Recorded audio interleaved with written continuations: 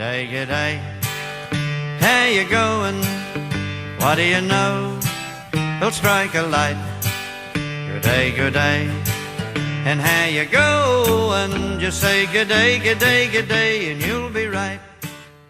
Now we come to the portion of the service before we do our Bible study. We talk about some end times news and trends that are happening around the world as it relates to Bible prophecy. And as we mention each week, and it's just important for you when you're looking at news items, when you're reading things on the internet, when you're hearing stuff, keep in mind this filter grid and how things come in line. Again, we talk about the earth and the sky, the earthquakes in various places, the volcanoes that are erupting, the natural disasters, the moral issues, the immorality, the homosexual agenda, the LGBT agenda, the religion issue, the apostasy, the deception, the persecution that's happening, the technological issue, the cyber terrorism is one of the fiercest growing problems around the world, and the hacking of systems, the cashless society, and of course the nations, how there's wars and rumors of wars and kingdom against kingdom. You see the bankruptcy, and that's happening all over the world with different countries, the policies, and of course number one area to work on, to look at, is that of Israel. There is a huge rise over these years on anti-Semitism, the hatred for Israel and the nation of Israel and the Jewish people. Just before the Olympics started, there was this post that came up on Wednesday, how Facebook deletes Israel from the list of Olympic participants. This came out of the Israeli national news on Thursday. So there was this, they noticed it the evening of the Wednesday night. So there's a bunch of complaints that they sent in there, but again, there was no flag of Israel or mentioning it or the team or things like that. And so they sent in a kind of a response or a request for Facebook, but it was unclear whether it's a coincidental oversight or an intentional slight or a statement. And it's not surprising that this sort of thing would happen, especially on Facebook, who is so progressive, so left-winged out there, anti-God, anything goes mentality. But it's just one of those things that you're going to see more and more in the news reports, the things against Israel. Also, out of the Jerusalem Post the other day had this article about how anti-Semitism in the UK is the highest since 2009 against the Gaza conflict. So it rose by 11% in the first half of this year with the same period of time of 2015, according to a report that was published on Thursday by the Community Security Trust. So the organization recorded 557 anti-Semitic incidents just in this last 6-month period. And in contrast with 500 last year. So you're seeing this increase dramatically against the people of Israel and the nation of Israel. Also, speaking of Israel, and this was just a blatant lie that Obama got caught in, but out of the Times of Israel on Friday had this report how Israel bitterly rejects Obama's claim, how it now backs the Iran deal. Why on God's green earth would Israel back this Iran deal? When this deal was such a bad deal, when it's giving money for Iran to continue to build their nuclear weapons. But he said on Thursday that Israel defense officials are now behind the deal signed by the world powers in Iran, and that they now recognize this particular accord, which was a blatant lie. So whenever Obama speaks, it's like a lie is coming out concerning this particular Iran deal. But it's just the opposite's the case. They've objected to this deal from the beginning. Also on a religion issue and persecution issue, Boko Haram, who's also joined forces with ISIS, but they have a new leader now, a part of their group that's leading it. And he made a vow, and this came out of the Jihadi Watch on Thursday, how he made a vow to kill every Christian and blow up every church. So this new leader who is appointed by ISIS has vowed to end his attacks on fellow Muslims regarding by the group as infidel. So if you're not a true Muslim, you're an infidel. But now he's really wanted to focus on Christians.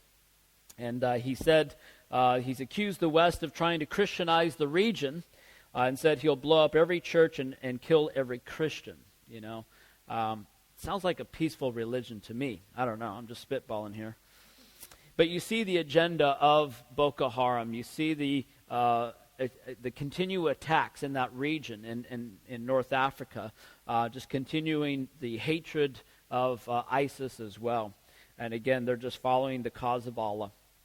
And also in dealing with the nation's issue, it's more of the decline. But in the next month or so, Obama is poised to hit the target of 10,000 Syrian refugees. So again, the damage that was done in Europe doesn't even faze the Americans, especially the Obama administration. So he wants to bring in more destruction into the States. And so his goal is to hit 10,000 Syrian refugees by the end of September. Last month, they brought in 2,340 refugees. And again, these people are not vetted. They're part of a UN camp that they bring in, and there's ISIS individual terrorists that are within these camps. And again, they're not tapping any of the Christian refugee camps. These are all Sunni Muslims that are coming in. And so his goal is to try to reach this goal because at the end of the month he's heading to the United Nations, Obama, to urge world leaders to admit more refugees and to increase funding and relief organizations.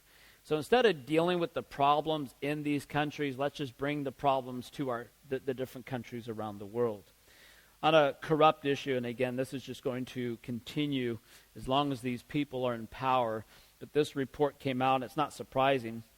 It came out of the Daily Caller how Clinton got millions from the world's biggest Sharia law education firm. And he collected $5.6 million. And part of this particular group, they have a religious tax within this organization that 1/8 of the proceeds is dedicated to funding Islamic jihad. So they're all part of this. They even have, within this current Obama administration, dozens, if not, I can't remember how many Muslim Brotherhood that are part of the administration. And they're out for the destruction of Israel. But the corruption continues. Another report, and this isn't surprising, how a lead attorney in the anti-Clinton DNC fraud case mysteriously found dead. So call it conspiracy, coincidence, or bad luck, but anytime someone's in a position to bring down the Clintons, they end up mysteriously disappearing or dead. And you can track back from when he was the governor of Arkansas, there's body count after body count after body count.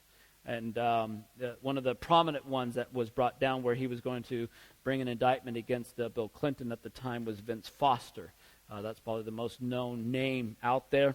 But again, he mysteriously died. But this latest one that happened is named Sean Lucas. He was bringing the indictment against the DNC because of their corruption of trying to rig the election going against the Bernie Sanders camp in the primary. So everything about the Clintons is about corruption and dishonesty. So it's going to be scary to see if they get in the White House. But that's a whole other subject. Also, in dealing with the White House issue, on a moral issue, it's the celebrating of sin, how Vice President Biden conducted a gay marriage ceremony of two male White House staffers in his residence there. It just clearly goes against, and he's supposedly a Catholic. So the Catholics are in uproar about this whole thing because the Bible clearly says, and even the Catholic Church is against homosexuality, that it's wrong. But if God doesn't judge America, then he needs to apologize to Sodom and Gomorrah, with its immorality. And then lastly, this one was so exciting to read. It's on a religion issue, but it's just the signs of the times. This came out of the Israel National News, how school begins for the third temple priest. So they're getting closer and closer to not only rebuilding it, but now they've got this institute in place now to train the priest. Now, there's such a rigorous system in place for these priests and how they had to be vetted. For example, they had to make sure that they're of the line of a priest through the priesthood. They also exclude anyone who's come in proximity with the dead. So a priest who was born in hospital or visited hospitals, or have entered cemeteries are not eligible. So now you're starting to streamline how many and how few these guys are. So it's a very select group of people that they're looking for. So they're getting these guys ready. They're working through the rituals and what they need to do to implement. So again, as we mentioned time and again, how they're getting ready to build it, which means we're getting closer and closer to the tribulation period, which means we're getting closer and closer to the rapture of the church, because we believe the church will be raptured before that. But again, the temple has to be in place during the tribulation period, because halfway through, the Antichrist is going to come in there and desecrate the temple and ask the world to worship him. So we know we're getting closer and closer to this end times, the signs of the times as we see over and over, the tribulation period. I don't know about you, but that's exciting. That was probably the best news I heard all year. And so stay close to Jesus, stay in his word. Amen? That concludes today's update.